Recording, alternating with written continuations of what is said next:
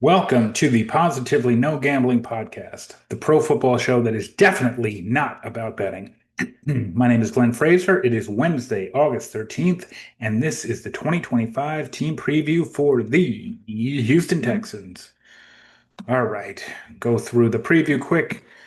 We'll ask two big questions from the offseason, recap 2024, preview 2025. Look at some advanced stats and trends, early betting leans, conclude on those two big questions that we ask, and give out a preliminary season total over under pick. The final over unders will be part of the conference previews posted right before the season kicks off. And with that said, it's Houston Texans. There's two or three questions about this team and whether they can make it to the next level. And the first is around CJ Stroud.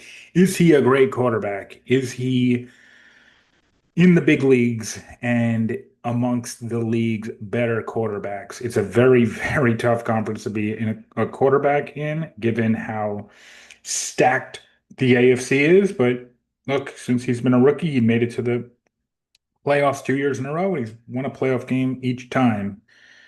That's better than most NFL careers, to be honest with you. So he's definitely talented, but is he great? That's the question. And did they add enough pass catchers? Did they add enough weapons for CJ Stroud?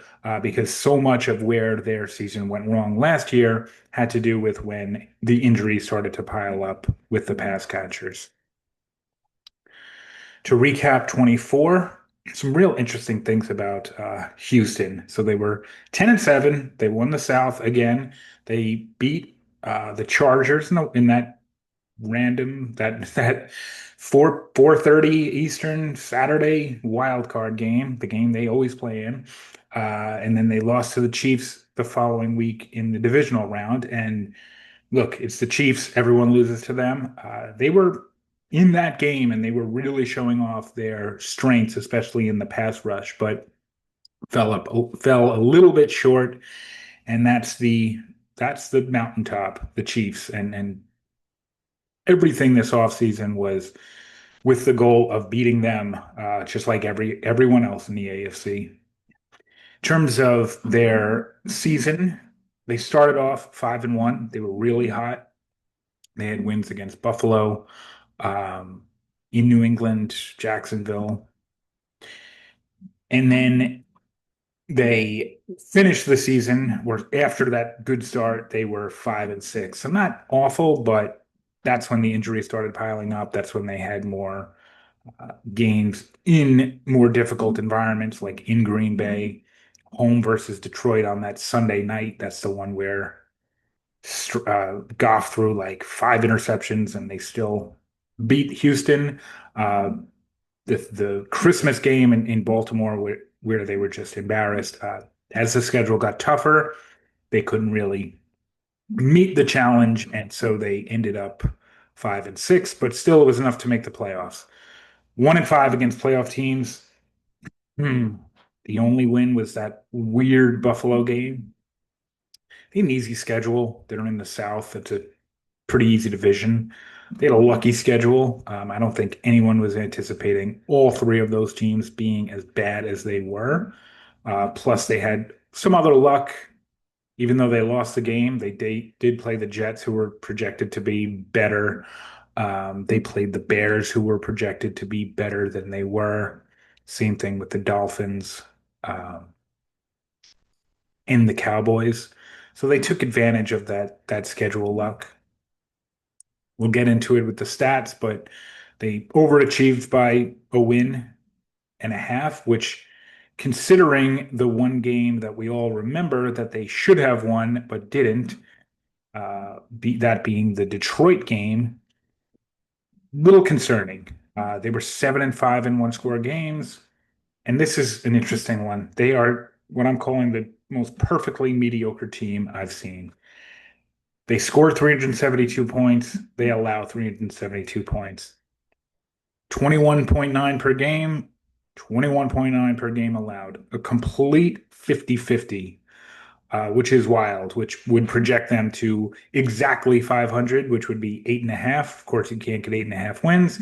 That's where the quote overachievement by this team comes into play. We talked about Stroud a lot. He obviously regressed. They're looking for him to get much better if they want to three-peat as division champions and then take this to an AFC championship or a Super Bowl. A lot of changes on offense. Specifically, the big weakness of this team is definitely the offensive line.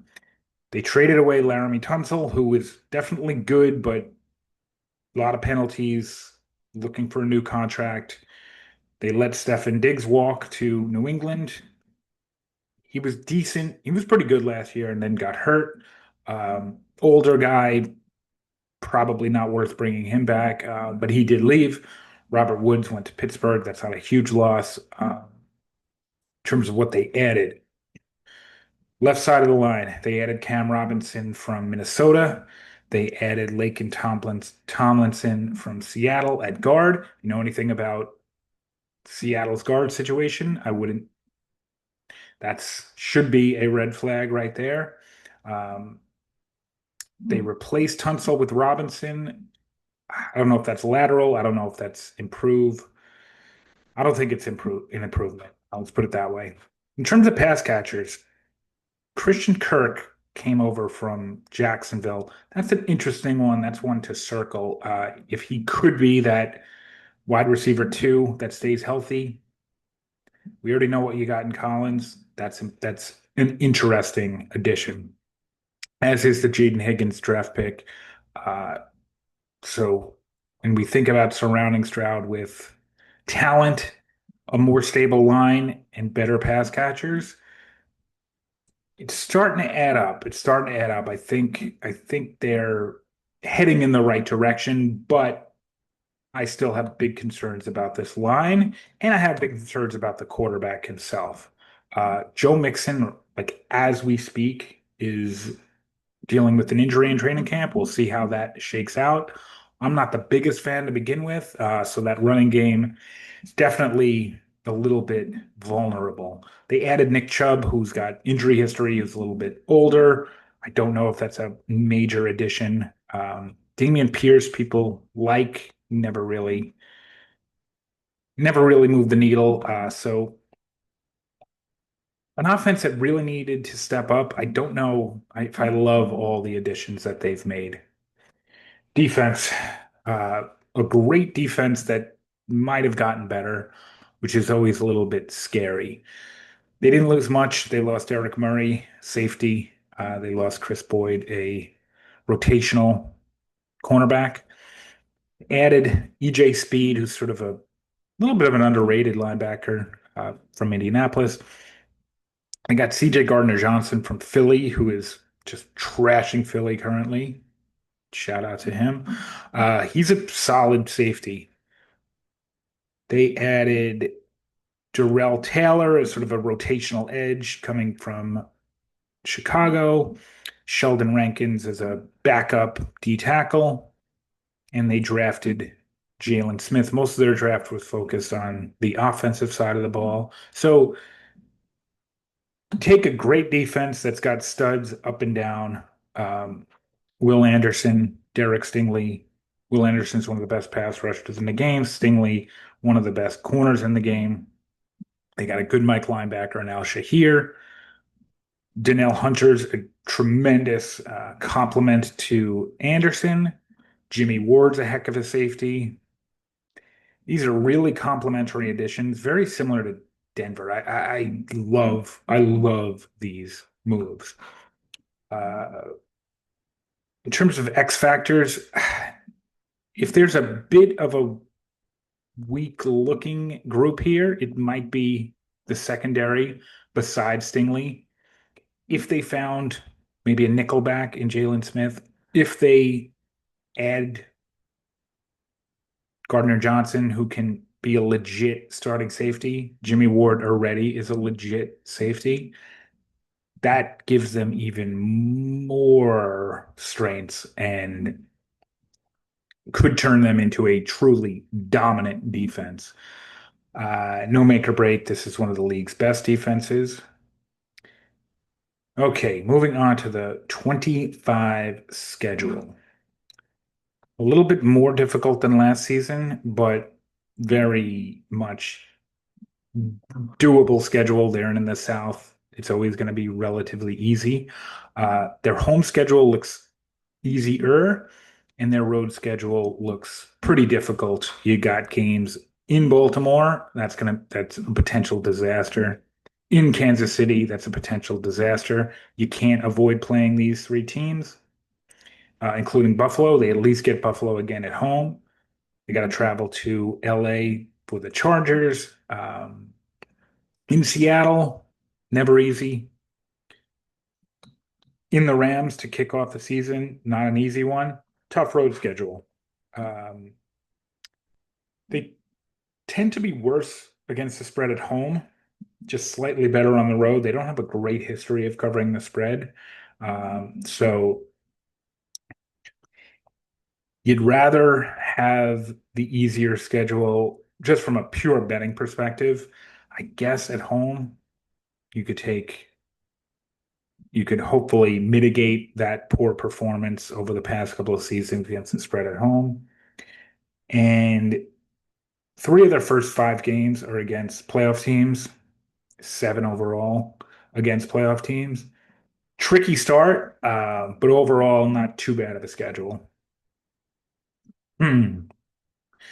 Some of the Pythagorean stuff, like we talked about that, they overachieved technically. They were 7-5 in close games, +3 in the fumble differential.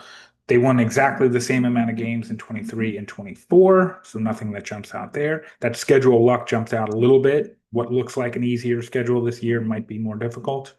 Talked about the O-line, pretty bad, and I don't think they did enough to really make that better. And a tremendous D-line, just really, really talented in pass rush and run stop. Because of their poor performance and tough schedule on the road, I couldn't find too much that I loved against the spread.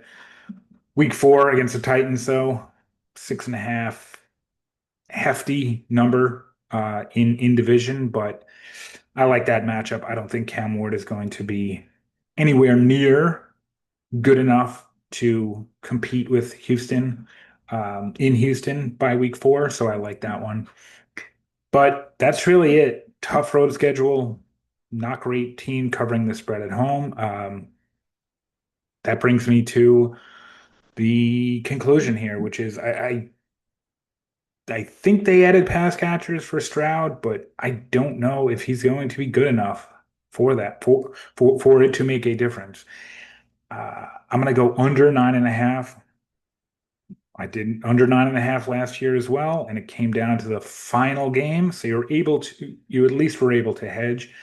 I think they'll compete for this division. Obviously, most people would pick them to win this division, but boy, should that division be better than it has been last year and even the year before. Tennessee added the number one quarterback. Jacksonville completely revamped their offense when it comes to the coaching.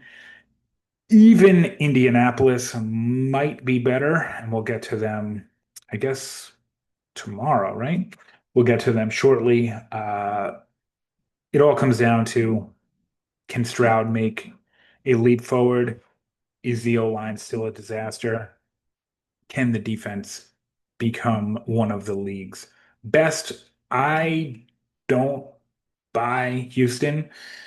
They're definitely going to be a candidate for, oh my God, look how good they are. They're going to compete. They're going to be a dark horse for the AFC Championship.